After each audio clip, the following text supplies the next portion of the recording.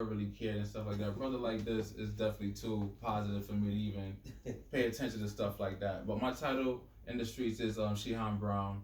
I am a master degree belt in Gazido martial arts. Other than that, I take part in a lot of community stuff, such as volunteering for gardening. I volunteer my time in old people's home as far as the nursing home. A lot of the local residents that deal with rehab, outpatients.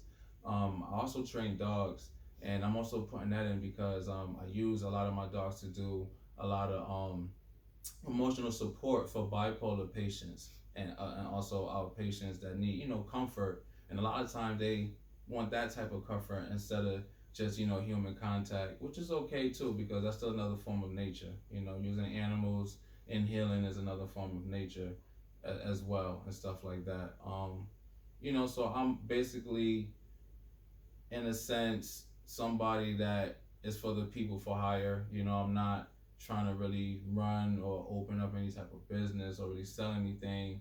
My thing is when I get knowledge, I like to sell it to people for free because to me, when you're selling something, it's actually just capturing something for yourself. You're not really letting something be free.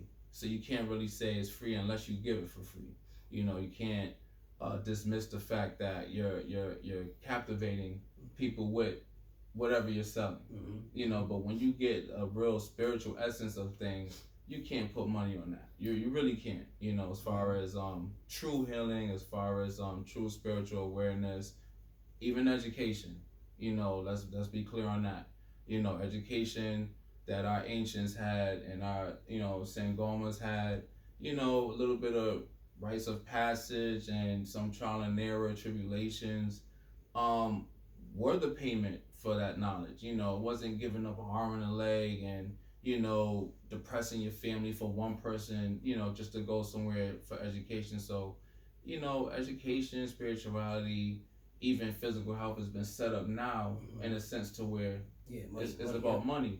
So you think about it, if you don't have enough money for spiritual awareness, are you going to be spiritual? Yeah. If you don't have enough money for education, are you going to bother with education? Yeah. And if you don't have enough money for your health, you definitely not going to bother with that. Yeah, exactly. So the money aspect, I try to not really dwell on. Yes, I do need money. We all do. Right. But I feel when you dwell on that, you leave important aspects out when you're trying to teach, right, or when you're trying to give. Let's just say, when you're trying to serve, right? Because a lot of people aren't clear on that word teaching. Break that down a little bit. Pretty much, even in this day and age, I guess to become a teacher is almost like a arrogance now. Right. So when you're the one in front telling somebody something, it's almost shut up and listen type of relationship. It should never be that way. First and foremost, if there's nobody to teach, you can't be a teacher. Right. You can talk to yourself all you want, no matter what you learn. Other than that, that respect has to be thousandfold to the people that's giving you their time to listen to you. Right. And you have to be correct in that, and you have to respect that. But then you have those that see, that's an easy coin chase. Not only that, being arrogant too, I could get people to follow me and do. A lot of times it's not about money. It's just about the feeling too. Right. The feeling. So even that's like currency. Exactly. Right. Exactly. So you brush both of those off. You get rid of all of that, and you come direct. That's when we get the proper Well, I use this terminology. You reap what you sow. Right. That's when you get the benefits back. What you give out. See, a lot of people always wonder what happened to this plan or what happened to that plan. If you really dig deep, it's because somebody didn't really have the spiritual mindset. If you really think about it, the plan was a good plan, and the people that in the circle and somewhat were in their right mindset, and they were innocent because they wanted to do the right thing. But who was really in control of everything? What were they doing? Right. Sometimes when the person that's in control is in a right mindset, the people that are in and around the area that have been employed or been, I should say, pretty much trusted and entrusted, now they take advantage of that. Right. So let me ask a quick question. You use the term spiritual mindset. The term spiritual can mean different things for different people. So what's your definition of spiritual? And also give the people an idea of basically your background and what spiritual tradition is your background? Well, truthfully, I'm gonna start on that first. My spiritual background is Orisha, Right. Yoruba, Right. which is African in its nature, Mm-hmm. and it's ancient in its nature as well. I don't want to go too deep in it, but Yoruba is a term which means from which we came, we receive knowledge, which is the earth. Right. Right. It's no going against nature. As it rains, grass grows. If it doesn't, it dies. There's no going against it. To say, oh, you need science to prove this, you need science to prove that. So the Yoruba culture and tradition, not religion, is based on that aspect, learning from nature in its truest form and dealing with facts, right? Not dealing with spooks. Okay. Now I want to ask a question because I know a little bit about Yoruba and a little bit about the Orishas. Now I don't know if it's too personal to ask. I don't know what the rules are. No problem. But do you have a chosen Orisha who's your patron Orisha who you pay homage to, or do you kind of just embrace the whole thing? True indeed. The way we go about it is the same way people go about their zodiac. Right. So if you're born in February like I am, then the one that you would call your knowledge from is Yemenya, right, which is a water spirit. Right. And a lot of the spirits definitely deal with the water too in that aspect. It's funny, a lot of them are from the water aspect. So when you're dealing with that also connects you to like your spiritual family. Okay. So somebody else that's under Yemenya, you call them your brother, your sister, things of that sort. Now, you can choose too, if an aspect of another deity is in your favor, you can choose also to ask for favors. It's all about asking for favors. It's not about praising or sacrificing. Okay. It's about asking for favors, asking about knowledge, and if you're pretty much good enough, as they say, or if your questions are true, meaning that your intent is true when you're asking it. You're not being selfish. You're not being arrogant. It's not because you're trying to get back at somebody or you're trying to gain fortune and wealth. You really just want to know because you want to help out. You're curious. They grant those curiosities to those who are positive. Right. But then the negative curiosities, you see, those are taken, for granted. They're taken by force. They're not going to wait patiently for that. So in the Yoruba aspect, everything is with patience as well too. Like in Yoruba aspect, there's no word for laboratory. Right. So when you're studying something, you don't capture it, put it in a box, and do all type of things to it to say, oh, how does this work? Right. You go to where it exists, and you watch it and you study it there. Whatever you have to do that, that's on you. Whether you got to get a tent or you got to set up, your little camp, whatever it is, or follow it, whatever. But you don't take that from its area and claim that you're studying its true essence. Okay. So Yoruba dismisses that. Got you. So it's true science in its true form. It's not religion. That's why you can't call it religion. Right. It is true science. It's like I said, science in its true form. So you're not taking it out of its natural environment and looking at it somewhere else and think you understand it. That's where the spiritual mindset comes in. Exactly. Because you got to have that respect. And the spiritual mindset comes in like, I respect this flower, insect, creature, whatever you're studying at that point, to study it there and leave it there. And then go back and report to your people, your tribe, your family, your village, so on and so forth. Gotcha. Another question I want to ask too, because I know we wanted to go back and answer the question about spirituality, what the definition is, but another question I want to ask about Yoruba specifically is have you ever met anyone or experienced anything yourself where you felt like a particular Orisha had chosen you? So I remember I was doing a meditation when I first started studying a little bit, and I was listening to Osayin because I wanted to be a healer. True. And listening to his music, meditating, couldn't feel nothing. And then Shango, which everybody want to be that powerful, masculine figure, didn't quite feel it. But I listened to Ishu music, and I'm meditating, listening to Ishu. I'm like, something in this is calling me. I don't know what it was. True. So is it the Orisha? Is it just the music calling me, or is it the Orisha calling me? It's actually the music is the I want to use the word vehicle to make it more understand. The vehicle towards the person that is pretty much chosen, because like I said, you by birth you're already chosen, but then if you feel that you might want to invoke a deity, you can, but then again you can be chosen as well without even knowing it. So it is that way. Because if you just purposely say, oh, I want to worship Changa because I want to be strong in myself, it's kind of going to brush that off. Because your intent, your intent, see, there you go, the intent now. Now, I want to worship him because, I want to have a strong mindset so I can do what I need to do. I feel like I'm weak and I'm always making things overcome me, alcoholism or be anger and stuff like that. So he'll grant that and more. So that's how you use the deities. It's not really for gain. If you really are about your community and your village and stuff like that, and they see that, they will grant that. If you're about self gain, they might grant it to you, but it's for your own downfall. They set you up to fail. They'll give you everything, and you're like, oh yeah, the Orishas did everything for me. They set you up to fail. They really, I've seen it. I've seen it time to time. So it first sounds like spookism, but then when you really see and you really read or you really experience, then you know it's not spooky. It really deals with magnetism, what they say, and that's the spirituality part of the connections, the magnetism. So if your magnetism is negative, it looks like you having fun and you doing something because it's discipline not made easy. It's discipline, rambunctious, just all over the place. So it look, because there's no restraints. But then now when you have the repercussions, like say you're speeding, it's fun. What's the repercussions? Car accident, ticket, whatever. So then now you have to deal with that. But you still have that arrogant mindset, oh, but I was speeding, I was having fun, but you have to deal with that. So now we just gonna just not care anymore. How many times you gonna keep not caring? So the real spiritual aspect is, okay, well, I have a car and stuff, let me get to A and B. Let me see if somebody else need a ride. Let me take care of stuff I wasn't taking care of when I was taking a bus or just walking. That's the mindset you should have when you're giving something. Got you.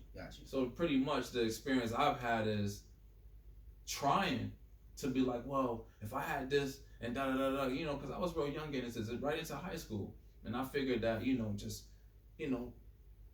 combining what I learned from other spirituality, like Christianity and stuff. You pray for this, you should get it and stuff like that. And I realized it didn't work like that. Really didn't work like that. Okay. Now let me ask this question.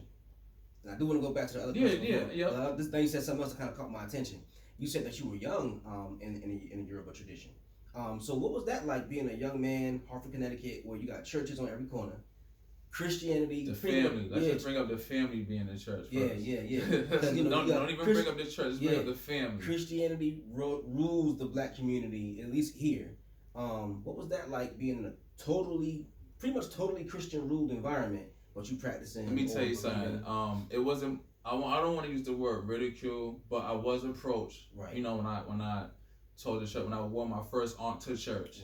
I was told, and now, first of all, how did you get the ARC? How did you learn about the ARC? Oh, true indeed. Sorry about that. Well, that was one of my gifts from my rite of passage from my mentor, and by going through the 3 stages of joy, you get 3 stages of 3 different masks of joy.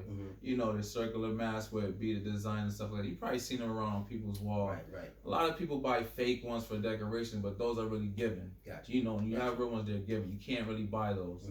So when I was giving my aunt and stuff like that, and I was explaining the symbolism and stuff on it and what it represents, I was told that it would be ridiculed. I was already told that. I didn't understand that, but my mentor did things in a way where she pushed me out to deal with stuff spiritually, not just based on, oh, I told you this and you stay away from it. Pushed me into like, okay, well, you should approach this cautiously. Because a lot of times when we do a religion, they tell you stay away. So you really don't have no knowledge of anything. You just have a prejudice. Because prejudice is really having knowledge of nothing, and you just don't like it. Let's be clear on that. That's what prejudice is. There is no intelligence behind prejudice. So when you're dealing with that now, and then going into the church, and then dealing with something I think is a symbol of life, it's something of our people, and told, hey, we really don't. That's really not appropriate for the church because that represents something else, and it was kind of confusing to me. So the experience was, some what they call shunning or whatever. After a while, So was it people in the church or people in the family who were shunning? Both, because the people in my family was in the church, so pretty much, it was still, why you keep wearing that and stuff, and I was trying to be convincing, like, well, you should be happy that I'm still in sense of following the Most High. I didn't just turn to the streets, gang banging. I went somewhere spiritual. I tried to still be spiritual. Try to, have my back in this. You know what I'm saying? No. So it came to the point where I realized the type of spirituality I was getting involved in, other people would be your family. So that's what the whole mindset of the Orishas being your parents and then people that's under them. Well, definitely. I mean, I've met people and I say I'm Orisha and it's like, oh, I mean, just walk in the house, dude, Yeah, and yeah, like yeah, just yeah. being fed or just acting something. I'm telling you, just the weirdest stuff. Right. Shoveling Mhm. just for money, and somebody see a necklace that I'm wearing, and then ask this and the third. Oh, come in, just literally, and then telling people, Mhm. just the connection, bumping into people. Oh, yo, they say, yeah, I am too. This and the third. Even if we're not the same, Mhm. under the same month, Right. So that culture alone made me feel like there is no need to shun anybody else Right. when it comes to culture Right. or religion. That's the difference between religion and spirituality. Religion is like stay away from them. Spirituality is like embrace all. And that's what I noticed Right, when I became Yoruba and also Rastafarian too. Mhm. It wasn't never shunning anybody. Like Right. being a Rastafarian, I was allowed to read the Quran, the Bible. Mhm. We have our own the Keeper and the Gas, which is Ethiopian ancient. Yep. So I was like, that. oh, you can't read this, you can't. They never said none of that. Right. So my mind was just like, wow, this, that, and the third. Going back to the church with all this knowledge, I realized to ignore and still embrace. Right. And you can do that with your family. Ignore and still embrace, because if they, like they say, they know not what they do, Right. then you really can't accuse them of anything. Mhm. And I've been, experienced that with trying to convince somebody that they're wrong. Right. And you realize they can't see that because they never really thought they was wrong in the first place. And you really wasted a lot of time doing that when you could have just convinced them the other way. Right. And just taught them about what you're doing. Because that whole, you're doing this wrong, you're doing that wrong, you're doing this wrong. I did that a little bit when I started getting to the spirituality. That was wrong. Right, exactly. Yeah. And that happens a lot of times when somebody first get knowledge. But you care. Yeah, It's out of care. It is out of care. Yeah. We but end you up go getting so some hard knowledge. with what We you do. learn. We do. do. We go hard with what we learn. You care. Yeah. But I was a battering ram. But then one day I had a conversation with a friend of mine, and we were talking about trying to start a nonprofit to help people. And he said, we can work with the churches. And I was like, man, churches be trying to hold the black people down and blah, blah, blah. And he looked at me and he said, you can't be like that. He said, you can't isolate people who act stuck up like that towards people. Like you acting just like you accusing them of acting. You got to humble yourself. Work with anybody who's willing to do whatever they can to help the community and leave it at that. And that really opened up my eyes to how hard I was going and how rigid I was becoming. I had left the doctrine to make another doctrine and get stuck in that. So that was the trap for me. I had to get out of that. It's true. Think about it. The most knowledge that came out of Africa never left Africa because people came to Africa for it. Yeah. The amount of people that learn from Africa is because Africa never threw their knowledge and forced their knowledge on anybody. Right. True. So you got to understand, True. how was Africa able to spread all over the continent in those ancient times? True. Because they kept to themselves. A lot of people also throw the question out, well, how are we overtaken? Because if you're doing good and you feel good about yourself and where you are, you have no intention of going nowhere else to do bad. Right. And you don't think anybody's going to do anything to you because you didn't do anything. Right, exactly. So it's kind of easy to do that. It really is. It really is. But people don't see it that way. They look at the knowledge and they look at the power we had and the technology and say, oh, this shouldn't have went that way. It does take just a little different mindset to make everything go differently. It really does take a different mindset. It really does. If you don't have a mindset of the old saying, why should I care if somebody takes that? I just feel comfortable with being there. I don't see why anybody should take that. And then somebody takes it because they took advantage of that mindset.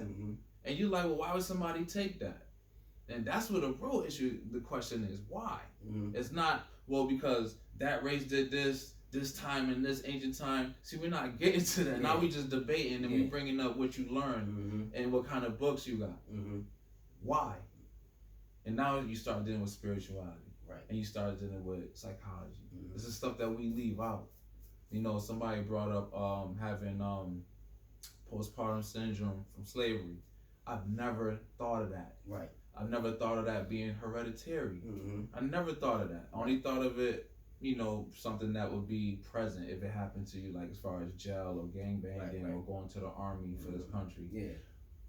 But Princess brought it up in Gazi though. We was having a meeting about all of this stuff, the racism with the economy, and she was like, a lot of people are just stressed out, and this from hereditary, post-traumatic stress. Right. And those experiences are so intense they actually change your DNA. The food we was eating, the environment we was in, we breathing all that in, taking all that in, brother, change I the knew DNA. that and never even thought that. Right. You see? Right. And that's what happens if you don't share your information and exchange equivalently. Right. You never know what you don't know, but you have it. And that's that arrogant part I told you we got to get rid of. Exactly. When you have that, because now if I think I'm a know-it-all and I don't talk to you, remember when I gave you my books, I'm like, brother, I'm giving you this because you might see something I don't see. Right. I've read these books over and over again. That don't matter to me. You know what I'm saying? Because that's how true people with the Yoruba insight on life reacts to other brothers and sisters that want that knowledge. Right. You're supposed to be like, okay, I see you want this knowledge here. Let me see what you about to do with it. Right. Whether you let the book sit there or not, that's not my problem. I already read them 9 times. Right. That's your fault. You know? So sometimes you have to be like that with your brother and sister. You can't be like, oh, you need to read this, brother. You need to, I'm not going to do that. Right. Hey, I got a couple books. You want to borrow? Yeah. Hey, brother, I ain't really get to them yet. That's all right. You know, they take a long time to read. Yeah. Oh, brother. Powerful books. See what I'm saying? Powerful books. Exactly. So I could have pressured you, and you'd be like, oh, man, take these books back, man. You keep calling me asking for these books. I could have left you alone. You'd be like, you know what? Let me open this up and see what's going on. Because every time this brother talk, he keeps saying stuff I'm not into. I don't really understand. You know, but the book right here. You know, so that's what we have to do, though. We have to really be more open and caring and sharing with this. We can't. I mean, it could make money. I'm not saying you can't make money off it, but why is that the first intent? I really don't understand. Exactly. I never did. For the people who are watching, he loaned me some books. One of the books was Dr. Africa. Little Africa. Yep, a book by Little Africa, Holistic African Health. Little Africa. It was Tutankhamun Code or Code of Tutankhamun. Yep, the Code of Tutankhamun. That was amazing. There was another book, I forgot the name of it, but it was about this family that had built the pyramid in their backyard and all the supernatural experiences. Pyramid Energy. Written by the 4 Healers. Yep, by the 4 Healers. And then there was another book he gave me that was a really, really, really old book of ancient gods. It was like falling apart, literally. But it named pretty much every god from ancient spirituality and religions all over the world. And these books, when I read them, they blew my mind, opened up my mind so much. And I want to also go into a little bit of how I first approached you. I was, I teach mindfulness and meditation. And I started noticing many of the things that psychologists are discovering now that they call New Age. Sure, indeed. Ancient. It's ancient stuff. So I wanted to start studying African spirituality more in depth. So I'm going on the computer. I used to go to University of Phoenix. I have access to their digital library. Nothing. You can't find nothing in depth about Africa. If you do want to find something in depth, you got to pay like $40 for one article or something like that. I felt almost like the information was being hidden. So something was telling me, I don't know what it was, but something was just telling me. I found a magazine article that I printed out with the name of a very famous African healer, Credo Mutwa. Don't know why, but something just said, take this with you, because he used to teach my sons martial arts. I took it with me one night. I'm going around, and then I noticed, I think he was wearing an ankh. I noticed the ankh, so I said, he must have some knowledge. I know he got to have some knowledge. So I went and I approached Dr. Ghazi first. He said, Dr. Ghazi, who was your karate. He's my superior. He's a superior in karate. Martial arts, excuse me. Yep. And Dr. Ghazi was like, yeah, I know a little bit about this, but go ask Brown. He knows everything about this. So I'm speaking to you about it, and then you mentioned that you noticed the name Credo Mutwa in an article that I was reading, and you said that when you saw that, you knew that I was serious about learning. And I went to him, and we started talking about methods for healing, and I started off wanting to learn methods for spiritual healing, but he was also teaching me the benefits of spiritual healing, but also the benefits of herbal healing using certain plants as medicine, which really fascinated me. And I wanted to bring that aspect into the conversation now. So when did you first start learning and begin the path of learning to be a spiritual as well as a medicinal healer using plants? Pretty much that all started in 11th grade. It was actually a little bit before, but I really got serious in 11th grade. I was really big on... Take one quick second. I got to point out something too. Y'all got to understand how this man mind works. Because this is a person who's learning about how to heal with plants in the 11th grade. Now, 11th grade, I remember I seen kids trying to learn how to get girls trying to get boys' attention, people fighting in school, people like starting to experiment with weed and drinking. This brother was on a whole different path. Please understand that. This man think totally different. I didn't mean to interrupt you. No, true indeed. A lot of people bring that up funny enough in school too. Like, hey, you was chilling with us all the time, and you used to do it. You party with us too, and I'm like, yeah, but I mean, it was still time for the books. It Right, was. right, You know, right. and anybody would tell you, I had books with me all the time, all the time. I was fascinated. Mm-hmm. Uh, Zoology was the first thing. You know, study of animals and stuff like that. I got into dog training at 12. Right. You know, the family was all into dogs and stuff like that. I have dogs of my own now that I train and I use for different things, and I also retrain other people's dogs as well. Mm-hmm. Other than that, I want to get into healing animals without synthetic medicine. Right. So funny enough, I wasn't really thinking about humans or nothing like that. And I was like, oh, it'd probably be a big thing if you're thinking as a teenager, I could become famous, make some money, make it out the hood, da da da da da. So I started studying more. But of course, I had to read all the books that were for us to learn all the medicine. Okay, so the funny thing was, while I'm just reading the books, I'm learning all this stuff, but subconsciously I'm doing this because I'm just looking at plants, because a lot of plants are poisonous to dogs. Right. So a lot of them I'm not even paying attention to because I can't use them on dogs, but they still back here. So I was doing that, and then I met a grandmother of a friend of mine named Miss Francis that lived on West Morningside, which is actually the mother of Professor Francis from Gazido. Okay. One of the master belts in the martial arts academy that I'm in.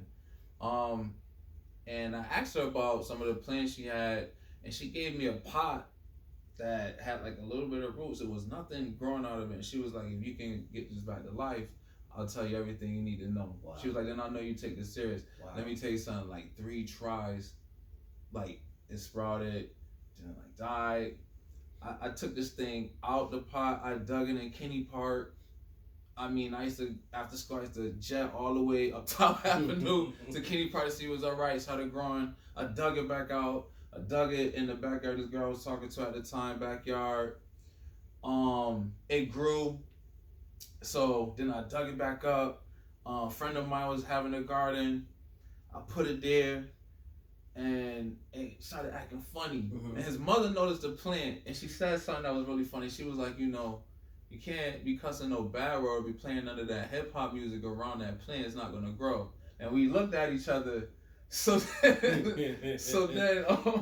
we moved it from the yard. We brought it back to Kenny Park. It grew back again. So then I brought it to her. She started teaching me all this stuff. And funny enough, I knew already, but I didn't have the experience of dealing with the plants. How you make it to an elixir, how you extract it to make it to a tea properly, how do you dry it out. All that stuff seems easy, but it really isn't. Right. Because here's the big thing. Everybody isn't the same blood type. Everybody doesn't have the same immune system. Everybody's in the same weight. Everybody's in the same height. Everybody's in the same age. Gender, etc., etc. So that's when herbal medicine becomes holistic medicine. Because now you gotta know what you're doing. You can give somebody mint tea for a cold and stuff like that. But what else does mint do? Do you know? And some people don't. Right. Mint can help with psoriasis of the scalp. Okay. If you have sinus infection, mint oil itself, injected into the sinus can break that up. Okay. Because a lot of people think, I'm drinking tea and stuff like that. Yeah, but you gotta get directly to the organ and stuff like that. Mint also repels a lot of pests. A lot of people don't know. Yeah, I know that either. A lot mice.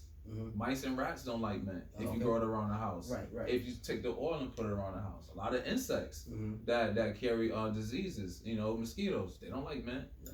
So a lot of times, if I know a product like that does a lot of things, right? Now here goes the arrogant part. If I could make money off it, what I would do is not tell you and put it in different stuff and just name it different things. But it's only that one element that's making all that work. And that's what we dealing with. So I figured out, I'm just going to tell everybody. And everybody, you need to make money, Let me tell you something. The lady that taught me this never asked a dime. And people go to school all the time for this and stuff like that. Right. And I helped out with a lot of things around the house, things and so forth. One day I went to school, I'm in the auditorium, we having an assembly. John Amos came and visited Weaver. I can't remember what year it was. I think it was 96, I believe, or 97. John Amos came and visited. was in assembly. He asked a question. He was like, "Hey, what do we both have in common? Anybody can tell me?"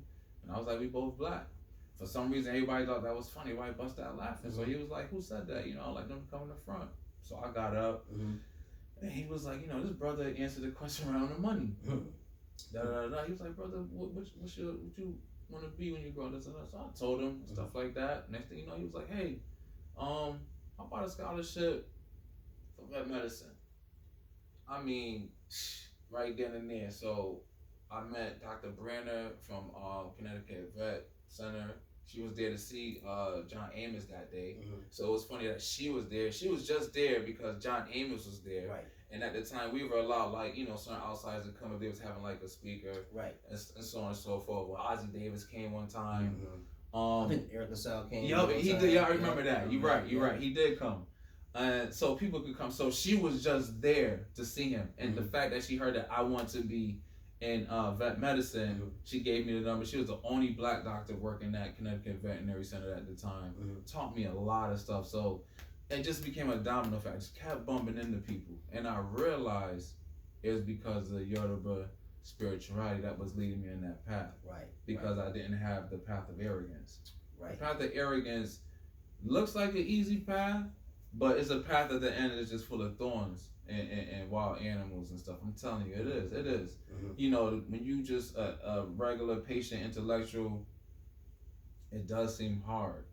But the benefits, I'm telling you, like right now, how I'm sitting here talking to you, like this is a big deal to me. Right. I'm really trying not to be nervous and all that stuff. It's a big deal. No, it really is because, everybody else, get interviewed and they think, oh, this, that, or third, whatever. You gotta book me. You gotta. I think it's a big deal to be on somebody else's podcast and somebody else. You could ask anybody else.